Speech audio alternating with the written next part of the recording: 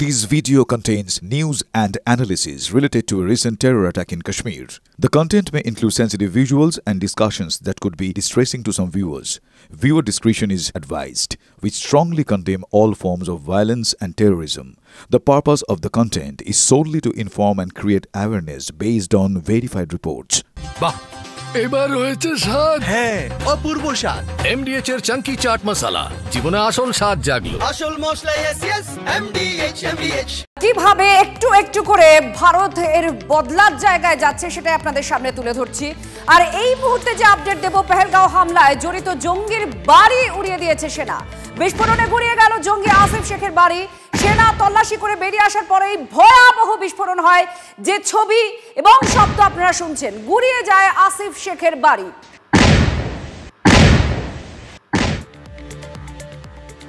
লস্কর জঙ্গি আসিফ শেখ, তার বাড়ির পর গুড়িয়ে যায় আরো এক জঙ্গির বাড়ি দক্ষিণ কাশ্মীরের বিজবেহরা।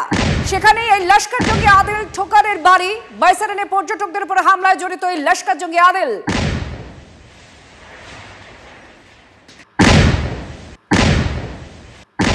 বেছে বেছে নিকেশ করা হবে জঙ্গিদের। খোদ প্রধানমন্ত্রী নরেন্দ্র মোদী এই আশ্বাস দেশবাসীকে দিয়েছেন। আর এবার দেখা যাচ্ছে সেনা উড়িয়ে দিয়েছে এক জঙ্গির বাড়ি, যেখানে তারা তল্লাশিতে গিয়েছিলেন। তারপর মেটাল ডিটেক্টর দিয়ে যখন তারা তল্লাশি করছেন, তাদের সন্দেহ হয় কিছু আছে, তারা বেরিয়েও আসেন।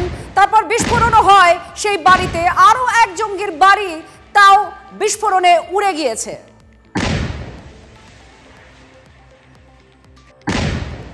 पीएम मोदी ने साफ तौर पर कहा था कि इस बार ना सिर्फ आतंकी बचेंगे बल्कि उनकी जमीन को भी पूरे तरीके से खत्म कर दिया जाएगा। और तस्वीर आपके सामने है, ये देखिए ठीक मेरे पीछे, किस तरीके से कल रात 1:30 बजे इस घर के अंदर ये आसिफ शेख का घर है, जो कि लश्कर का आतंकी है और पिछले कुछ दिनों से लगातार एक्टिव बताया जा रहा है। पीओके में ट्रेनिंग ले चुका है। इसके अलावा बैसरन घाटी में जिस वक्त ये हमला हुआ उस दौरान उसकी मूवमेंट उसी इलाके में बताई जा रही है। ये जो आप ठीक सेक्शन देख रहे हैं घर का, जिस वक्त कल JNK पुलिस यहाँ पर पहुंची है सर्च करने के लिए, उसी दौरान यहाँ पर एक ब्लैक कलर का बॉक्स रखा हुआ था जिसके अंदर से कुछ वायरिंग निकल रही थी और इसी जगह ये धमाका, और धमाके का इंपैक्ट देखिए किस तरीके से जो घर का पूरा एक हिस्सा है, ये किचन का हिस्सा है, पूरे तरीके से नीचे गिर चुका है। पानी की टंकी आप देखिए, और धमाका इतना तेज था कि आसपास जितनी भी इमारतें थी उनके कांच के शीशे भी पूरे तरीके से यहाँ पर टूट गए हैं। ये देखिए पूरी टीन शेड, ये पूरा एक सेक्शन था जो नीचे आकर गिर चुका है। हालांकि आपको ये भी याद करना होगा कि ये जो जगह है, जो त्राल जगह है, वो दरअसल लश्कर कमांडर बुरहान वाली का गाँव बताया जाता है। इसी इलाके का वो भी रहने वाला था। और ये देखिए आसिफ शेख का घर, हम आपको तस्वीरें अंदर से भी दिखाना चाहेंगे।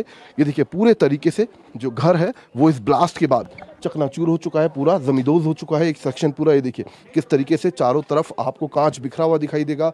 ये गेट है जो यहाँ पर गायब हो चुका है, खिड़की है ब्लास्ट के बाद टूट चुकी है। और ये देखिए अंदर किस तरीके से किचन के अंदर पूरा सामान आपको यहाँ पर बिखरा हुआ दिखाई देगा। और ठीक सामने ये देखिए ये दीवारें हैं और दीवारों के अंदर क्रैक्स आप देख सकते हैं। और इसी से अंदाजा लगाइए कि जो बॉक्स यहाँ पर रखा हुआ था घर के अंदर, जो आईडी उसके अंदर लगा हुआ था, उसका इम्पैक्ट कितना ज़्यादा था। हालांकि गनीमत तेरे ही जो सुरक्षा बल यहाँ सर्च करने के लिए आया हुआ था, वो सुरक्षा बल बाल बाल बचा। और ये दूसरा कमरा देखिए, दूसरे कमरे में भी, यानी कि बाहर की तरफ वो रूम था जहाँ ये बॉक्स रखा हुआ था जिसके अंदर धमाका हुआ, और इम्पैक्ट इस दूसरे कमरे में भी साफ तौर पर घर के अंदर देखा जा सकता है। घर उखड़, ये पूरे दरवाजे उखड़ चुके हैं, घर के शीशे, ये किचन, पूरे तरीके से सब कुछ यहाँ पर तहस नहस हो चुका है। और बल्कि जो आसपास के घर हैं उनके कांच के शीशे भी पूरे तरीके से टूट चुके हैं। तो लिहाजा कहा जा सकता है कि आसिफ का घर है जहाँ पर अभी एक्शन हुआ। इसके बाद आदिल ठोकर के यहाँ पर भी उसके घर को जमींदोज किया गया। और बाकी जितने भी आतंकी जिनका नाम इस पहलगाम हमले के अंदर आएगा, उन सभी का अंजाम यही होने वाला है।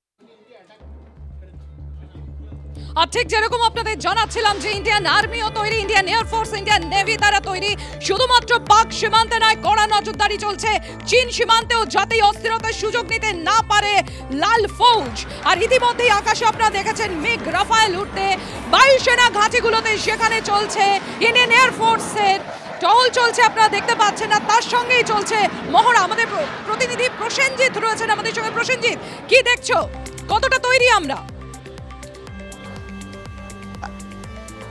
একদম দেখো, উত্তর পূর্বাঞ্চলে একাধিক এয়ারবেস রয়েছে, এর পাশাপাশি একাধিক সামরিক ঘাঁটি রয়েছে, যেই এলাকাগুলো কিন্তু অতি সক্রিয়তা চোখে পড়ছে। গতকাল বিকেলের পর থেকে আজ এই দুপুর অবধি একাধিকবার রাফায়েল উড়েছে, মিগ বিমানগুলো উঠছে। প্রাক্তন সেনা কর্তারা বলছেন যুদ্ধ পরিস্থিতিতে যুদ্ধ হয়তো হবে না, কিন্তু এই অঞ্চলগুলোও কিন্তু অত্যন্ত ভালনারেবল, যে কারণেই কিন্তু এই সাম্প্রতিক যে ডেভেলপমেন্ট, যে ঘটনা পেহেলগামে ঘটেছে তার প্রেক্ষিতে ভারত যে পদক্ষেপ করেছে তার পাল্টা কোনো রিটালিয়েশন আসতে পারে এবং উত্তর পূর্বাঞ্চলকে ডিস্টার্ব করার চেষ্টা হতে পারে, যে কারণেই কিন্তু এই এলাকায় বাড়তি সক্রিয়তা, বাড়তি সতর্কতা, বাড়তি নজরদারি বায়ুসেনার তরফে এবং ভারতীয় সেনার তরফে। একই সঙ্গে সেনাকর্তারা বলছেন এই অঞ্চলে কিন্তু ভারতীয় সেনার পূর্ণ শক্তি রয়েছে, অন্যদিকে এয়ারফোর্সের তরফেও বিপুল পরিমাণ শক্তি রয়েছে এই অঞ্চলে। তাদের হাতে রয়েছে অত্যাধুনিক রাফায়েল, এছাড়াও একাধিক যুদ্ধবিমান এই এলাকায় রয়েছে। তাদের নিয়েই সব মিলিয়ে কিন্তু একটা নজরদারি করা হচ্ছে, কারণ একদিকে যেমন চীনের লাল ফৌজ রয়েছে, তেমনি পাশেই প্রতিবেশী বাংলাদেশ, যে বাংলাদেশের মাটিকে কৌশলে ব্যবহার করার চেষ্টা হতে পারে।